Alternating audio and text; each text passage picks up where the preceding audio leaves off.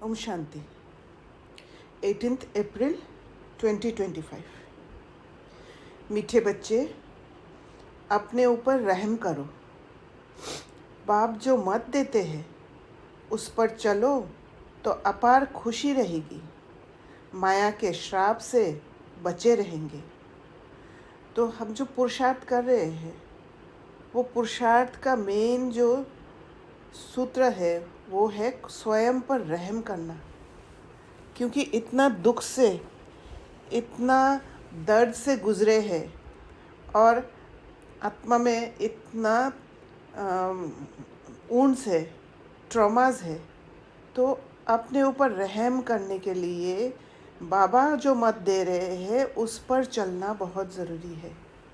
नहीं तो वो ट्रॉमा ट्रिगर करके माया श्राप देते रहेगी। प्रश्न: माया का श्राप क्यों लगता है? श्रापित आत्मा की गति क्या होगी?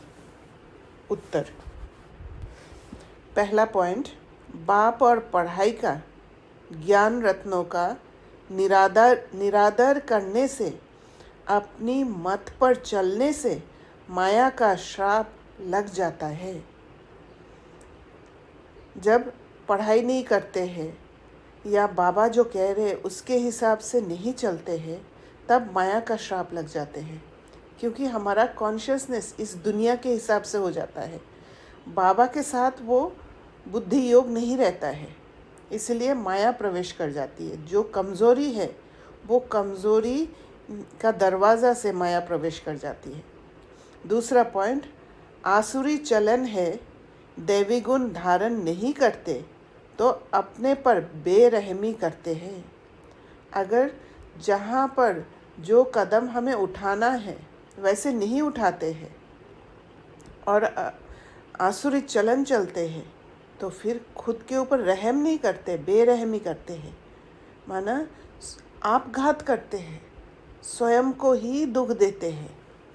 बुद्धि को ताला लग जाता है, समझ ही नहीं आता है कौन सा सिचुएशन में कैसे एक्ट करना ज़रूरी है। माया बुद्धि को ताला लगा देती है ताकि बाबा के बातों को समझ ना पाए। वह बाप की दिल पर चढ़ नहीं सकते तो बाबा के कोई भी कार्य में वो काम में नहीं आएगी। ओम शांति।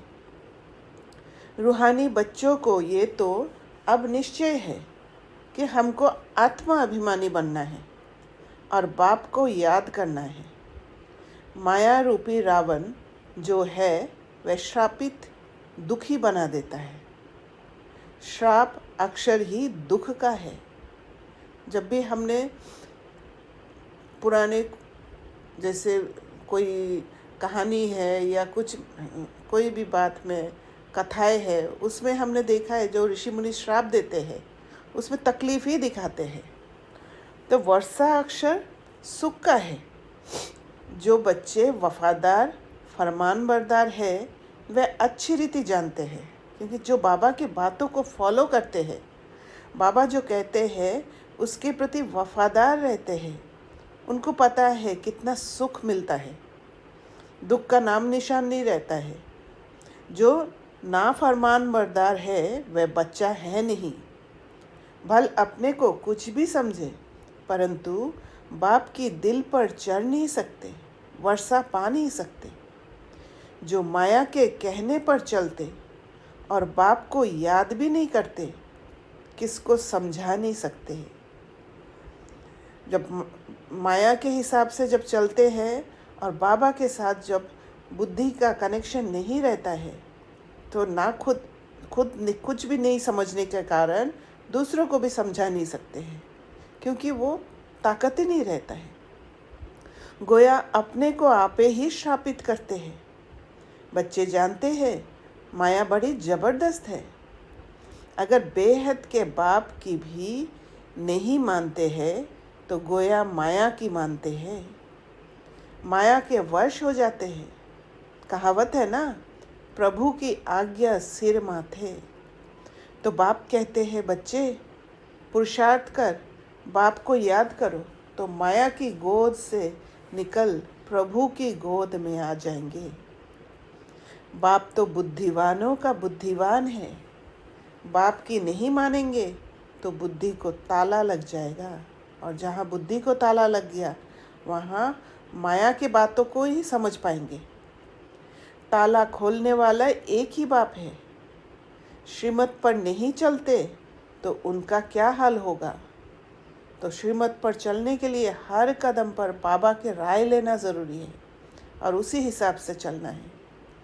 माया की मत पर कुछ भी पद पा नहीं सकेंगे। वो यहाँ पर ही पद पोजीशन मिल सकता है, पर वहाँ पर सतयुग में कोई पद नहीं मिल सकता है।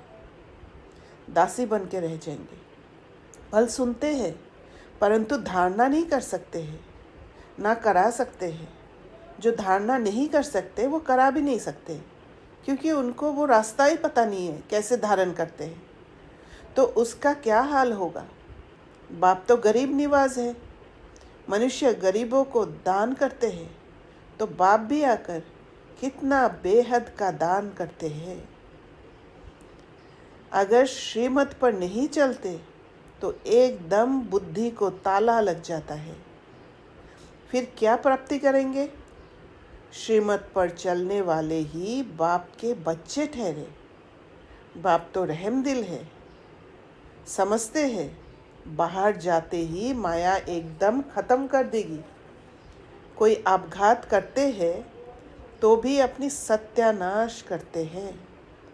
सत्य का नाश हो जाता है। जो सत्य स्वरूप है उसी को छोड़ देते हैं, स्वयं से दूर हो जाते हैं। बाप तो समझाते रहते हैं, अपने पर रहम करो, श्रीमत पर चलो, अपनी मत पर नहीं चलो। श्रीमत पर चलने से खुशी का पहाड़ा चढ़ेगा। लक्ष्मी नारायण की शक्ल देखो कैसी खुशनुमा है, क्योंकि उन्होंने श्रीमत पर चला है और चलकर वो स्किल्स डेवलप करके साथ में लेकर आए, जिससे सिर्फ सुख का रास्ता ही है। तो पुरुषार्थ कर ऐसा ऊंच पद पाना चाहिए ना। बाप अविनाशी ज्ञान रतन देते हैं तो उनका निरादर क्यों करना चाहिए। रत्नों से झोली भरनी चाहिए। सुनते तो है परंतु झोली नहीं भरते, क्योंकि बाप को याद नहीं करते। क्योंकि सिर्फ मुरली को सुनने से झोली भरना नहीं होता है। बुद्धि रूपी झोली भरने के लिए वो अंडरस्टैंडिंग होना ज़रूरी है। विचार सागर मंथन करना ज़रूरी है। उन महावाक्यों में जो भी मैसेज है मेरे लिए वो समझना बहुत ज़रूरी है। इसलिए बुद्धि रूपी जैसे सुनते तो है परंतु झोली नहीं भरते, क्योंकि बाप को याद नहीं करते। तो बाबा कहते हैं आसुरी चलन चलते हैं। बाप बार बार समझाते रहते हैं, अपने पर रहम करो, दैवी गुण धारण करो। वह है ही आसुरी संप्रदाय। खुद के प्रति रहम करना माना खुद को प्रोटेक्ट करते रहना। आसुरी संप्रदाय से उनको बाप आकर परिस्तानी बनाते हैं। परिस्तान स्वर्ग को कहा जाता है। मनुष्य कितना धक्का खाते रहते हैं। सन्यासियों आदि के पास जाते हैं, समझते हैं मन को शांति मिलेगी। वास्तव में ये अक्षर ही रॉन्ग है, इनका कोई अर्थ नहीं। शांति तो आत्मा को चाहिए ना, बाहर से शांति नहीं लेना है हमें। बाहर से शांति लेना माना किसी को कंट्रोल करके वो जो एक्ट कर रहे हैं उसको रोक के खुद में शांति पैदा करना, वो टेम्परेरी है। वो किसी को कंट्रोल करना माना वो अशांति ही है। बाहर से दिखेगा ये शांति। आत्मा स्वयं शांत स्वरूप है। ऐसे भी नहीं कहते कि आत्मा को कैसे शांति मिले। कहते हैं मन को शांति कैसे मिले। अब मन क्या है, बुद्धि क्या है, आत्मा क्या है, कुछ भी जानते नहीं। जो कुछ कहते अथवा करते हैं वह सब है भक्ति मार्ग। भक्ति मार्ग वाले सीढ़ी नीचे उतरते उतरते तमोप्रधान बनते जाते हैं। बल्कि इसको बहुत धन प्रॉपर्टी आदि है, परंतु है तो फिर भी रावण राज्य में ना, क्योंकि भक्ति मार्ग में भक्त ही बनते हैं। किसी से बात सुनकर बिना बुद्धि को चलाए, बिना समझे फॉलो करते रहते हैं। तुम बच्चों को चित्रों पर समझाने की भी बहुत अच्छी प्रैक्टिस करनी है। बाप सब सेंटर्स के बच्चों को समझाते रहते हैं। नंबरवार तो है ना। कई बच्चे राजाई पद पाने का पुरुषार्थ नहीं करते तो प्रजा में क्या जाकर बनेंगे। सर्विस नहीं करते, अपने पर तरस नहीं आता है कि हम क्या बनेंगे। फिर समझा जाता है ड्रामा में इनका पार्ट इतना है। अपना कल्याण करने के लिए ज्ञान के साथ साथ योग भी हो। योग में नहीं रहते तो कुछ भी कल्याण नहीं होता। योग बिगर पावन बन नहीं सकते, क्योंकि जब बाबा के साथ योग होगा तभी ज्ञान समझ में आएगा, तभी जो सूक्ष्म बातें हैं, पुरुषार्थ कैसे करें वो समझ आएगा और वो ताकत मिलेगा। ज्ञान तो बहुत सहज है, परंतु अपना कल्याण भी करना है। योग में ना रहने से कुछ भी कल्याण होता नहीं।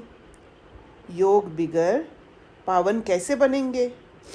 ज्ञान अलग चीज़ है, योग अलग चीज़ है। योग में बहुत कच्चे हैं, याद करने का अकल ही नहीं आता। तो याद बिगर विक्रम कैसे विनाश हो। और याद के तरीका हमें अच्छी तरह पता है। एक तो बैठ के जो योग करना है, परम धाम में बाबा से शक्ति खींच कर लेना है, एक वो याद, और दूसरी हर कर्म में बाबा से राय लेते हुए स्टेप बाय स्टेप कदम आगे बढ़ाते रहना और एक्यूरेट कार्य करना। फिर सज़ा बहुत खानी पड़ती है, बहुत पछताना पड़ता है। बस स्थूल कमाई नहीं करते तो कोई सज़ा नहीं खाते हैं। इसमें तो पापों का बोझा सिर पर है, उसकी बहुत सज़ा खानी पड़े। अगर विक्रम विनाश नहीं कर पा रहे हैं, वो बोझ लेकर घूम रहे हैं, तो फिर उसका जो दर्द है वो हर जगह पर निकलेगा, हर एक सिचुएशन में निकलेगा और वहाँ तकलीफ़ के साथ गुज़रना पड़ेगा। चोट के ऊपर चोट लगते जाएगा। इसीलिए विक्रम विनाश करना, पापों का बोझा ख़त्म करना बहुत इम्पोर्टेंट है। बच्चे बनकर और बेअदब होते हैं तो बहुत सज़ा मिल जाती है। बाप तो कहते हैं अपने पर रहम करो, योग में रहो, नहीं तो मुफ्त अपना घात करते हैं। जैसे कोई ऊपर से गिरता है, मरा नहीं तो हॉस्पिटल में पड़ा रहेगा, चिल्लाता रहेगा। नाहक अपने को धक्का दिया, मरा नहीं, बाकी क्या काम का रहा। चोट पहुंचा, वो ट्रॉमा को लेकर जीना। यहाँ भी ऐसे है, चढ़ना है बहुत ऊंचा, श्रीमत पर नहीं चलते हैं तो गिर पड़ते हैं। आगे चल हर एक अपने पद को देख लेंगे कि हम क्या बनते हैं। जो सर्विसेबल आज्ञाकारी होंगे वही ऊंच पद पाएंगे, नहीं तो दास दासी आदि जाकर बनेंगे। फिर सज़ा भी बहुत कड़ी मिलेगी। उस समय दोनों जैसे धर्मराज का रूप बन जाते हैं, परंतु बच्चे समझते नहीं हैं, भूले करते रहते हैं। सज़ा तो यहाँ खानी पड़ेगी ना। जितना जो सर्विस करेंगे शोभेंगे, नहीं तो कोई काम के नहीं रहेंगे। और सर्विस भी बहुत सूक्ष्म है। सर्विस की बात कहते ही हम स्थूल सर्विस के बारे में सोच लेते हैं, हमारा कॉन्शियसनेस स्थूल सर्विस में आता है। पर सबसे बड़ी सर्विस है अपने भाइयों को छुड़ाना,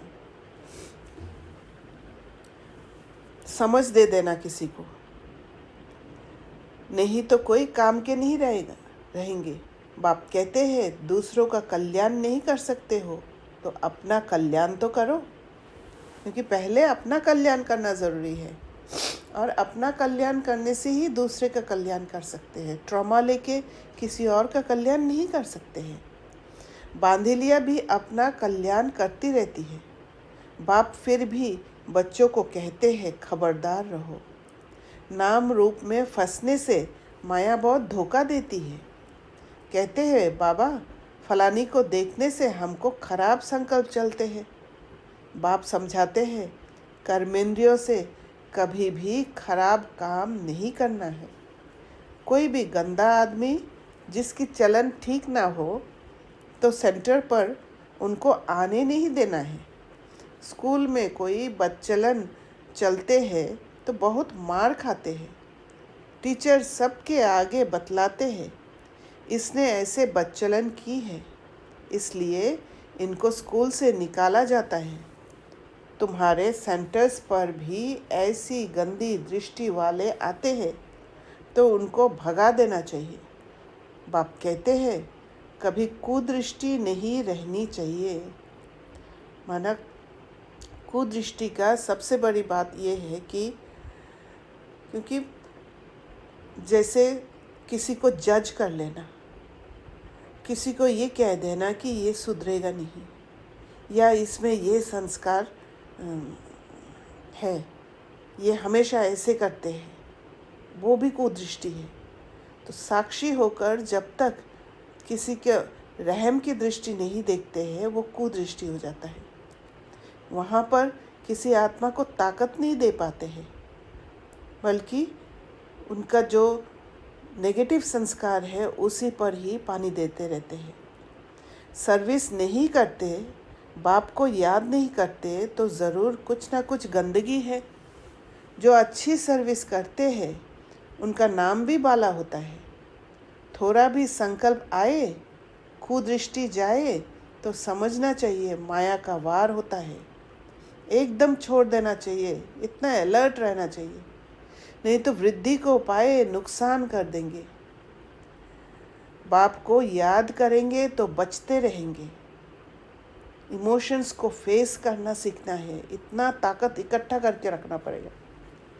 बाबा सब बच्चों को सावधान करते हैं, खबरदार रहो, कहाँ अपने कुल का नाम बदनाम नहीं करो।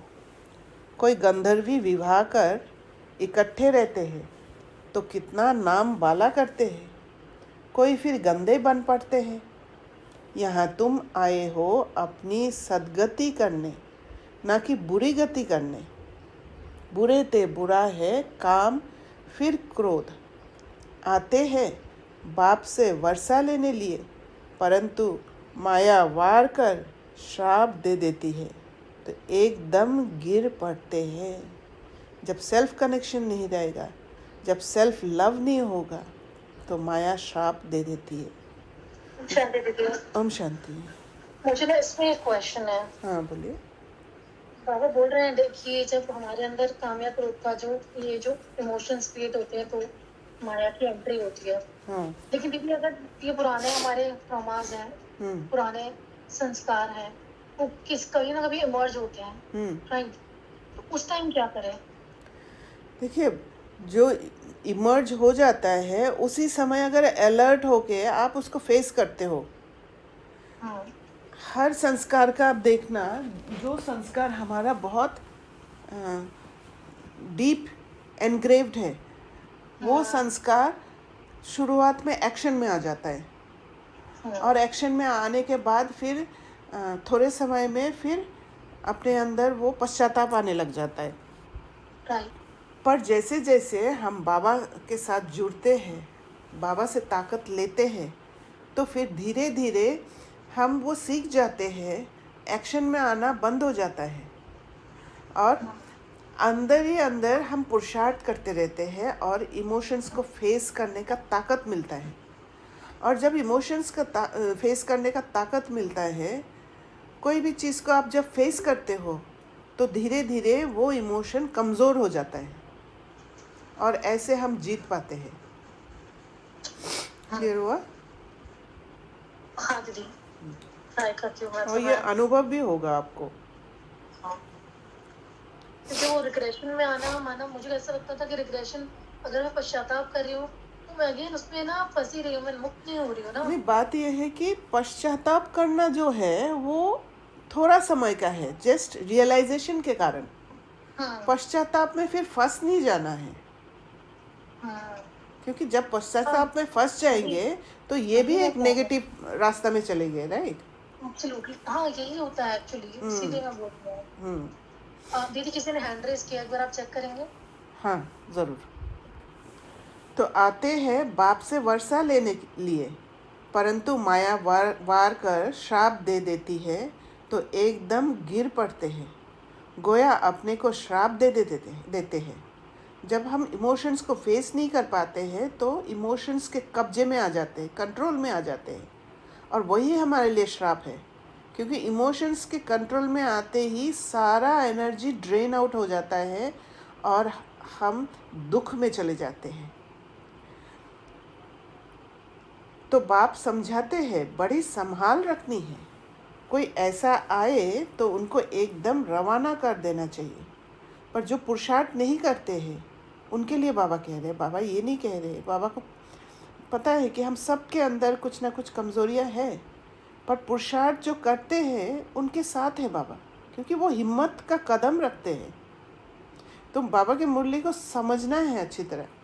किसी मुरली में बाबा उन बच्चों के लिए कहते हैं जो पुरुषार्थ करते हैं, और किसी मुरली में बाबा उन बच्चों के लिए कहते हैं जो पुरुषार्थ करना नहीं चाहते। हर जगह पे अपने संस्कार को दिखाते हैं, यूज़ कर लेते हैं। तो बाबा कहते दिखाते भी है ना, अमृत पीने आए, फिर बाहर जाकर असुर बन गंध किया, वह फिर ये ज्ञान सुना ना सके, ताला बंद हो जाता है। बाप कहते हैं अपनी सर्विस पर ही तत्पर रहना चाहिए। बाप की याद में रहते रहते पिछाड़ी को चले जाना है घर।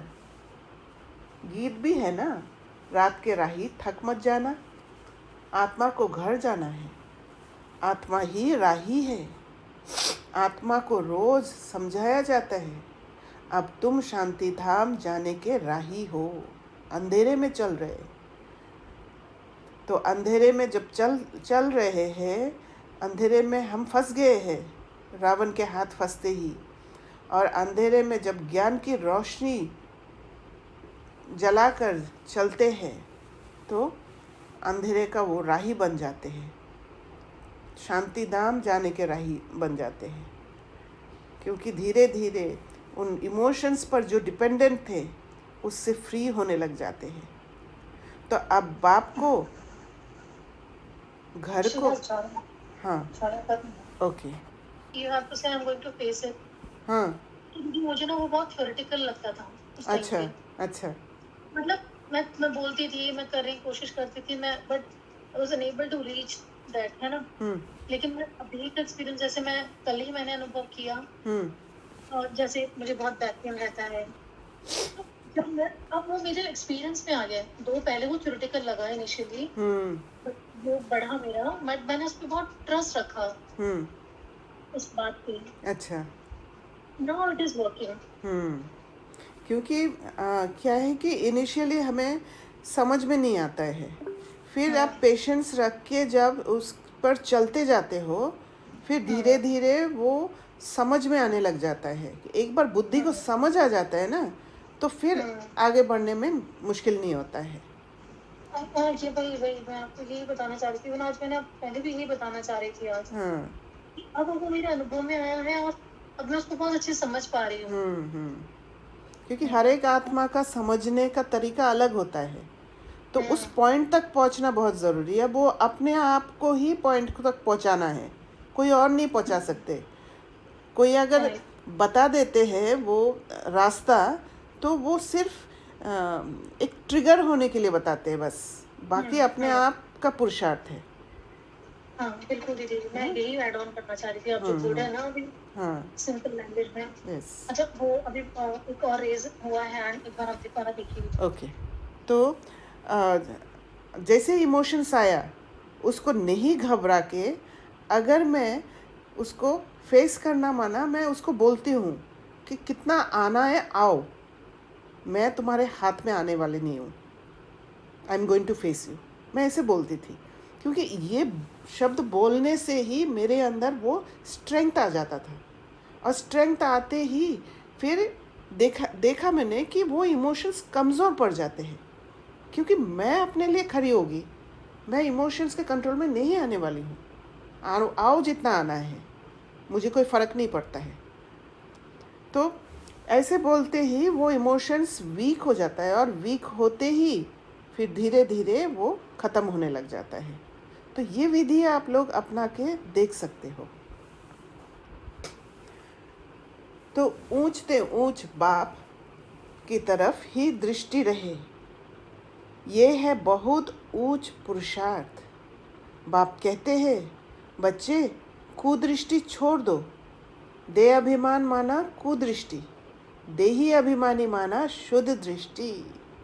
तो कुदृष्टि बहुत सटल वे में भी होता है। कुदृष्टि वो ग्रॉस कुदृष्टि नहीं है कि ये भाई है ये बहन है, वो नहीं है ग्रॉस कुदृष्टि। बहुत सूक्ष्म रूप में हम एक दूसरे को नेगेटिव एनर्जी भेज देते हैं, वहाँ पर हमें ध्यान रखना है। तो उसके लिए ये जो हम पुरुषार्थ कर रहे हैं वो ट्रॉमा हीलिंग है, ये जो इमोशंस को फेस करना। तो बच्चों की दृष्टि बाप की तरफ रहनी चाहिए। वर्षा बहुत ऊंचे, विश्व की बादशाही कम बात है। स्वप्न में भी किसको नहीं होगा कि पढ़ाई से, योग से विश्व की बादशाही मिल सकती है। पढ़कर ऊंच पद पाएंगे तो बाप भी खुश होगा, टीचर भी खुश होगा, सद्गुरु भी खुश होगा। याद करते रहेंगे तो बाप भी पुचकार देते रहेंगे। बाबा ध्यान रखते हैं। जहाँ आप बाबा के हिसाब से चलते हो, बाबा जैसे बता रहे वैसे करते हो, तो बाबा आपका पूरी तरह ध्यान रखते हैं। एक्सपेरिमेंट करके देखना। बाप कहते हैं, बच्चे ये खामियां निकाल दो, नहीं तो मुफ्त नाम बदनाम करेंगे। बाप तो विश्व का मालिक बनाते, सौभाग्य खोलते हैं। भारतवासी ही 100% सौभाग्यशाली थे, सो फिर 100% दुर्भाग्यशाली बने हैं। फिर तुमको सौभाग्यशाली बनाने के लिए पढ़ाया जाता है। बाबा ने समझाया है, धर्म के जो बड़े बड़े हैं वे भी तुम्हारे पास आएंगे, योग सीख कर जाएंगे। म्यूज़ियम में जो टूरिस्ट आते हैं उनको भी तुम समझा सकते हो। अब स्वर्ग के गेट्स खुलने हैं, झाड़ पर समझाओ। देखो तुम फलाने समय पर आते हो, भारतवासियों का पाठ फलाने समय पर है। तुम ये नॉलेज सुनते हो, फिर अपने देश में जाकर बताओ कि बाप को याद करो तो तमो प्रधान से सतो प्रधान बन जाएंगे। योग के लिए तो वह चाहना रखते हैं। हठ योगी सन्यासी तो उन्हों को योग सिखला ना सके, क्योंकि वहाँ हट कर रहे हैं, वहाँ खुद को ही कंट्रोल रख रहे हैं। और जहाँ कंट्रोल रखेंगे, फ्रीडम के और जाने का रास्ता नहीं समझ में आए, वहाँ पर विक्रम ही करते रहेंगे। तुम्हारी मिशन भी बाहर जाएगी। समझाने की बड़ी युक्ति चाहिए। धर्म के जो बड़े बड़े हैं उन्हों को आना तो है। तुमसे कोई एक भी अच्छी रीति ये नॉलेज ले जाए तो एक से कितने ढेर समझ जाएंगे। एक की बुद्धि में आ गया तो फिर अखबारों आदि में भी डालेंगे। ये भी ड्रामा में नूंद है। नहीं तो बाप को याद करना कैसे सीखे? बाप का परिचय तो सबको मिलना है, कोई ना कोई निकलेंगे। म्यूज़ियम में बहुत पुरानी चीज़ें देखने जाते हैं। यहाँ फिर तुम्हारी पुरानी नॉलेज सुनेंगे, ढेर आएंगे, उनसे कोई अच्छी रीति समझेंगे। यहाँ से ही दृष्टि मिलेगी, या तो मिशन बाहर जाएगी। तुम कहेंगे बाप को याद करो तो अपने धर्म में ऊंच पद पाएंगे। पुनर्जन्म लेते लेते सब नीचे आ गए हैं। नीचे उतरना माना तमो प्रधान बनना। तो ये समझना है कि हम तमो प्रधान बने हैं, अभी हमें हमारा उठने का समय है। तो ये सारे इमोशंस आएंगे, उससे घबराना नहीं है। पोप आदि ऐसे कह ना सके कि बाप को याद करो। बाप को जानते ही नहीं। तुम्हारे पास बहुत अच्छी नॉलेज है। चित्र भी सुंदर बनते रहते हैं। सुंदर चीज़ होगी तो म्यूज़ियम और ही सुंदर होगा। बहुत आएंगे देखने के लिए। जितने बड़े चित्र होंगे उतना अच्छी रीति समझा सकेंगे। शौक रहना चाहिए हम ऐसे समझाएं। सदा तुम्हारी बुद्धि में रहे कि हम ब्राह्मण बने हैं, तो जितनी सर्विस करेंगे उतना बहुत मान होगा। यहाँ भी मान तो वहाँ भी मान होगा। तुम पूज्य बनेंगे। ये ईश्वरीय नॉलेज धारण करनी है। बाप तो कहते हैं सर्विस पर दौड़ते रहो। बाप कहाँ भी सर्विस पर भेजे, इसमें कल्याण है। तो ये सर्विस पर भेजने वाली बात को भी समझना है। सर्विस पर भेजा बोलकर हम ज़्यादातर इस कॉन्शियसनेस में रहते हैं कि सेंटर से कहीं पर हमें सर्विस के लिए भेजा, या किसी ने हमें कहीं पर सर्विस के लिए बुलाया। सिर्फ वो सर्विस नहीं है। सर्विस पर बाबा ऐसे भी भेजते हैं किसी के जो स्थूल सर्विस है वहाँ पर ट्रांसफ़र करके, या किसी का घर चेंज होता है वो भी सर्विस पर भेजते हैं बाबा। तो वो सटल जो सर्विस पर भेजने वाली बात, इसको भी बुद्धि में खोलना है, क्योंकि वहाँ पर ही हमारा रेजिस्टेंस आ जाता है, क्योंकि हम एक कंफर्ट जोन बना लेते हैं वहाँ पे, तो इसलिए जाना नहीं चाहते हैं। तो उस कॉन्शियसनेस में रहना है। अगर मेरे स्थान का कोई चेंज हो रहा है तो ज़रूर बाबा कहीं पर सर्विस के लिए भेज रहे हैं, तो फिर माया आने का चांस नहीं रहेगा। तो बाप कहाँ भी सर्विस पर भेजे, इसमें कल्याण है। सारा दिन बुद्धि में सर्विस के ख्याल चलने चाहिए। फॉरेनर्स को भी बाप का परिचय देना है। मोस्ट बिलवेड बाप को याद करो। कोई भी देधारी को गुरु नहीं बनाओ। सबका सदगति दाता वह एक बाप है। देधारी को गुरु बनाना माना क्या है? किसी देधारी ने कहा और उसके ऊपर सोचा ही नहीं और उसको फॉलो करने लग गया, तो फिर ये गुरु बनाना हो गया। जैसे हम बिकीज में भी एक दूसरे से सुनते हैं, नॉलेज जो हमारे बुद्धि में नहीं आया दूसरे का सुन के हम उसी हिसाब से पुरुषार्थ करते हैं। पर पुरुषार्थ तब तक नहीं होगा जब तक अपने बुद्धि से उस बात को नहीं समझेंगे, उसको खोलेंगे नहीं बुद्धि में, तब जाके वो पुरुषार्थ होगा। इसलिए गुरु नहीं बनाना है किसी का। किसी से राय ले सकते हैं, पर फिर बैठ के उसके ऊपर सोचना है अपने तरीक़ा से और फिर आगे बढ़ना है। सबका सदगति दाता वह एक बाप है। अभी होलसेल मौत सामने खड़ा है। होलसेल और रिटेल व्यापार होता है ना। बाप है होलसेल, वर्षा भी होलसेल देते हैं। 21 जन्म के लिए विश्व की राजाई लो। मुख्य चित्र है ही त्रिमूर्ति, गोला, झाड़, सीढ़ी, विराट रूप का चित्र। और गीता का भगवान कौन? ये चित्र तो फर्स्ट क्लास है। इसमें बाप की महिमा पूरी है। बाप ने ही कृष्ण को ऐसा बनाया है। ये वर्षा गॉड फादर ने दिया। कलयुग में इतने ढेर मनुष्य हैं, सतयुग में थोड़े हैं। ये फेर घेर अदली बदली किसने की? ज़रा भी कोई नहीं जानते हैं। तो टूरिस्ट बहुत करके बड़े बड़े शहरों में जाते हैं, वह भी आकर बाप का परिचय पाएंगे। पॉइंट्स तो सर्विस की बहुत मिलती रहती है। विलायत में भी जाना है। एक तरफ तुम बाप का परिचय देते रहेंगे, दूसरे तरफ मारा मारी चलती रहेगी। सतयुग में थोड़े मनुष्य होंगे तो ज़रूर बाकी का विनाश होगा ना। वर्ल्ड की हिस्ट्री ज्योग्राफी रिपीट होती है। जो हो गया वो फिर रिपीट होगा, परंतु किसको समझाने का भी अक्ल चाहिए। अक्ल चाहिए, बुद्धि खुला हुआ चाहिए। अच्छा, मीठे मीठे सिखिलदे बच्चों प्रति माता पिता बाप दादा का याद प्यार और गुड मॉर्निंग। रूहानी बाप की रूहानी बच्चों को नमस्ते। हम रूहानी बच्चों की रूहानी बाप दादा को याद प्यार, गुड मॉर्निंग और नमस्ते। धारणा के लिए मुख्य सार। पहला पॉइंट, सदा एक बाप की तरफ ही दृष्टि रखनी है। देही अभिमानी बनने का पुरुषार्थ कर माया के धोखे से बचना है। कभी कुदृष्टि रख अपने कुल का नाम बदनाम नहीं करना है। तो देही अभिमानी तभी रह सकते जब बाबा से जुड़े रहेंगे, हर कर्म करते बाबा के साथ जुड़ के राय लेंगे, उस कॉन्शियसनेस में रहेंगे कि कैसे मुझे एक्ट करना है, तो फिर माया का धोखा से बच जाएंगे। दूसरा पॉइंट, सर्विस के लिए भाग दौड़ करते रहना है।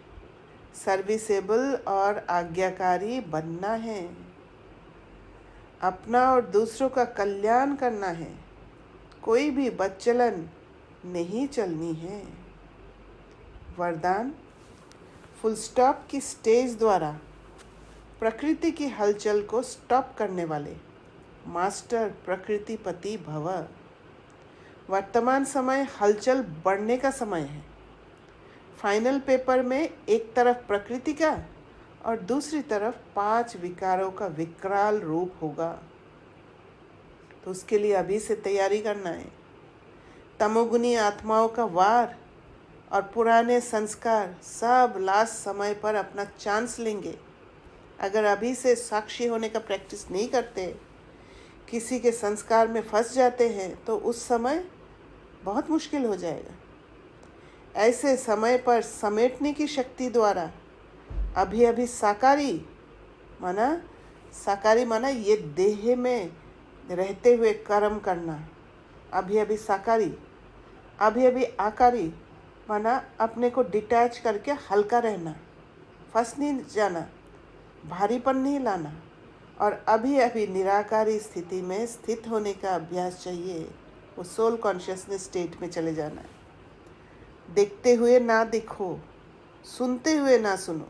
दिखाई सब कुछ देगा कि ऐसे हो रहा है, वैसे हो रहा है, वैसे हो रहा है, सुनाई भी देगा, चिल्लाने का आवाज़ आएगा, पर हमें ये 3 स्टेज में रहना है। साकार में रहते हुए भी आकारी, हल्के, हाँ ये सब तो होना ही है। बाबा ने बहुत बार हमें कहा है, वो हो रहा है, अंत समय चल रहा है, ये होगा। डिटैच रहना है, उसमें फंस नहीं जाना है। अपने अंदर में मन में गंदगी नहीं फैलाना है सोच के, और साक्षी होकर देखना है। उस आत्मा को भी, जो भी दुख में है, उनको ताकत देना है ताकि वो दुख से छूट जाए। जब ऐसी फुल स्टॉप की स्टेज हो, तब प्रकृतिपति बन प्रकृति की हलचल को स्टॉप कर सकेंगे। स्लोगन, निर्विघ्न राज्य अधिकारी बनने के लिए निर्विघ्न सेवाधारी बनो। विघ्न नहीं आए, विघ्न से घबरा नहीं जाए, विघ्न को फेस करके उसको ख़त्म कर देना है, तब निर्विघ्न राज्य अधिकारी बनेंगे।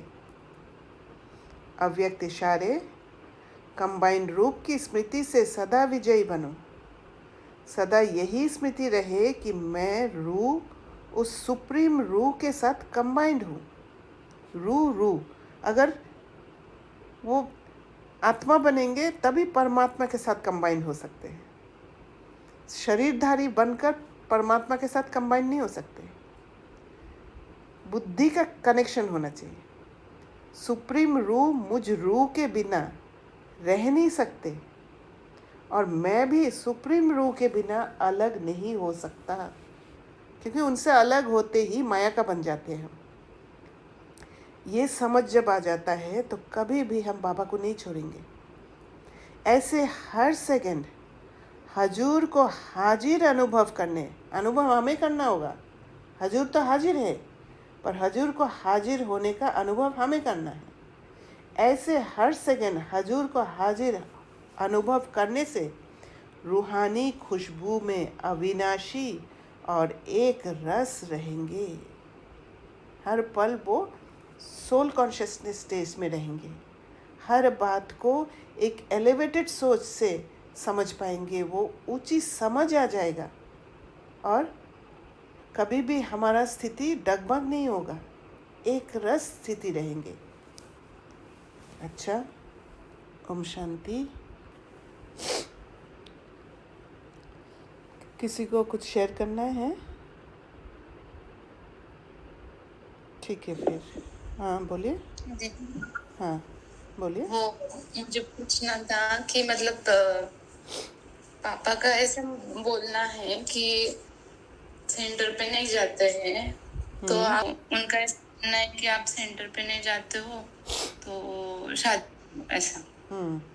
देखिए, इसमें ये बात है कि हर किसी आत्मा का अलग अलग कॉन्शियसनेस है, अलग अलग समझ है, वो समझना होगा।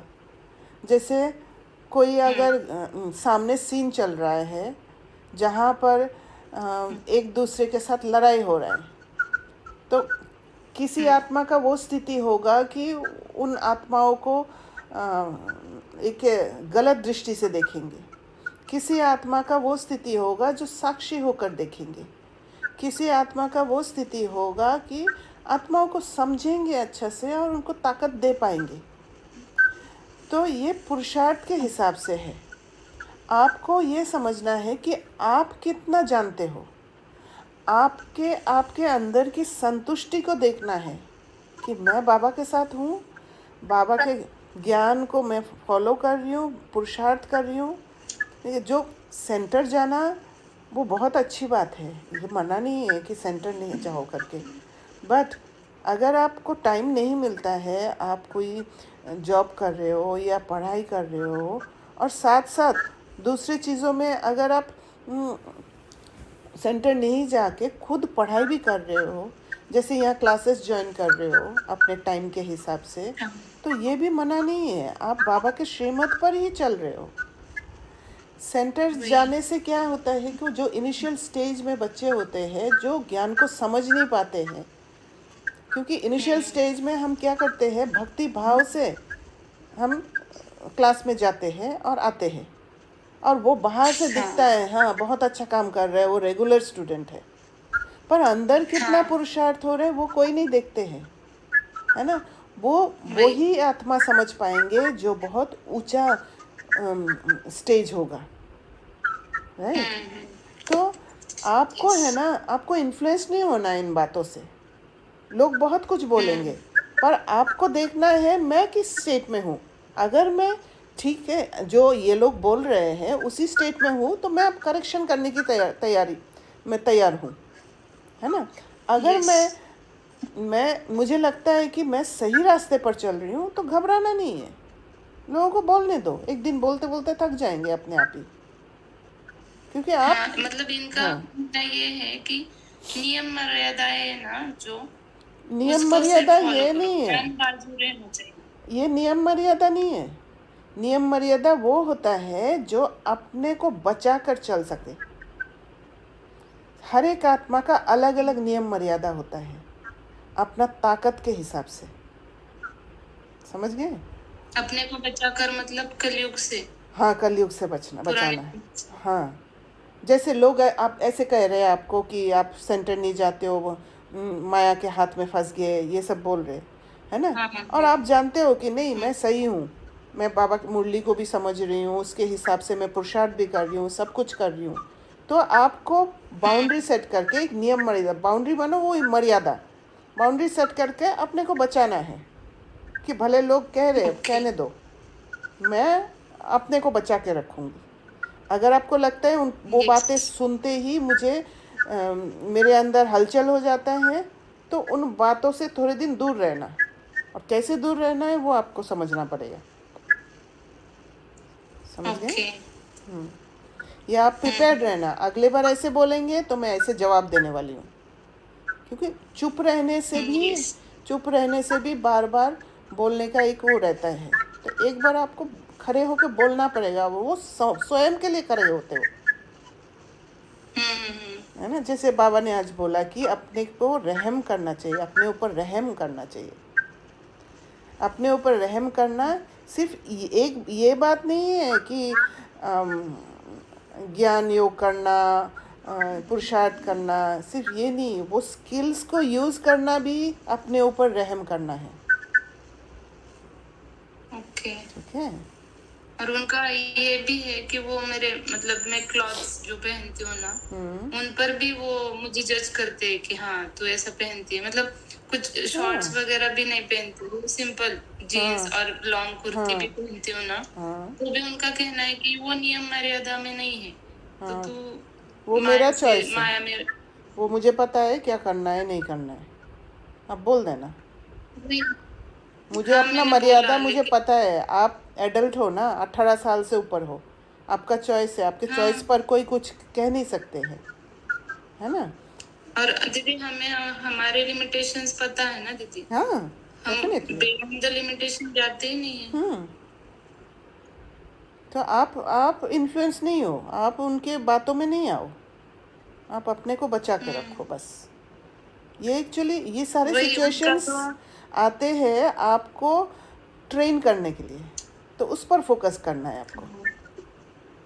यहाँ पे मैंने नोटिस किया कि ये लोग मतलब दिमाग वाला ही हो गया ना दीदी, कि बाहर से देख रहे हैं, हाँ, है क्योंकि ना। इतना ही समझ है, तो आपको आपका हम्म। रिस्पॉन्सिबिलिटी बढ़ गया ना। आपको ये समझना है, ये लोग समझ नहीं पा रहे, पर मुझे स्ट्रांग रहकर आगे बढ़कर दिखा के उनको ये समझ देना है। ऐसी बात नहीं है हम्म। कि सिर्फ सेंटर में जो है वो लोग ही आपको सिखाएंगे, आप भी उनको सिखा सकते हो। यस। ये ऊंच नीच वाला बात नहीं है, सब भाई बहन हैं हम, हम्म। है ना। यस। आप करते रहो पुरुषार्थ, ऐसी कुछ बात नहीं है।